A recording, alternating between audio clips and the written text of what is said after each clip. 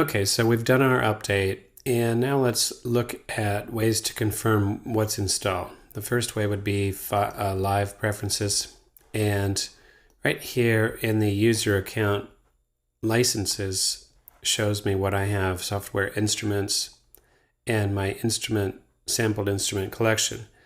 But this is a little bit of a trick because this is just telling me my authorizations. It's not really telling me for sure that I have this installed.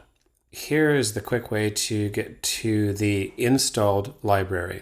Close this and open your browser, which is this arrow here. And the very first little boombox icon, there's the plug-in boombox. These are live devices. So go to an instrument and you say you want to make sure that you have electric or collision. There's collision, and I'm going to go to a specific patch and right click. Now, the reason I'm going in is if I right click on the collision folder, it just gives me this menu. Right click on the collision patch and say show in Finder, and down in here I have collision. I have analog, I have electric, I have impulse, operator, sampler, simpler, tension, okay? That's looking into your library. The last little dealio is this guy.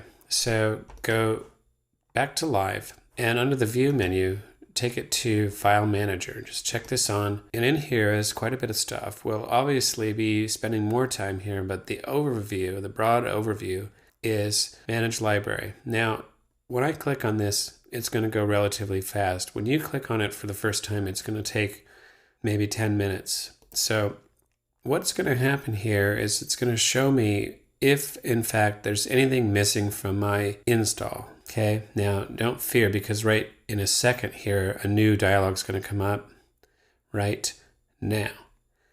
And it gives me kind of a stethoscope version of what my library is. It says I have 164 live sets. If I say show, it brings me not to the Finder, but to the browser. So let's resize the browser both ways, up and down. And this is a good way to understand what we have. These are live sets, ALS files. Presets are going to have D's in the extensions. And there we have it. So Ableton Device Group, ADG, or Ableton Device, ADV. Okay, and then we go to 2.7 gigs of media files. There's WAV, there's AIFs. Okay, and library is not a bad way to think of it. Basically, you can think of all these files and folders over here as books and magazines, and everybody that comes to the library enjoys them. Now, these 15 missing files are basically, 15 magazines that shouldn't have been checked out that were, or 15 very important reference books.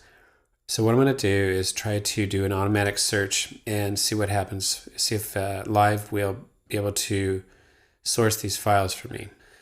And as you can see, Live is doing a full-on search, but it's in user, me, library, app support, instrument, operator, all down where we were just a few minutes ago. Now, 3 new candidates were found. 3 missing files were replaced automatically. Let's say OK, and I'm going to save that.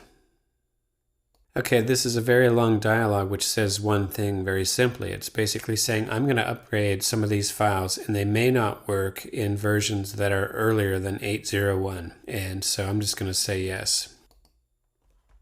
So I still have some missing files, and what we'll do in later chapter is deal with this, because I can quite easily do a search for this manually and drag it from the Finder right on top of this here and replace all these. So what I'm going to do is leave this exactly as it is, and we'll take this up at another time.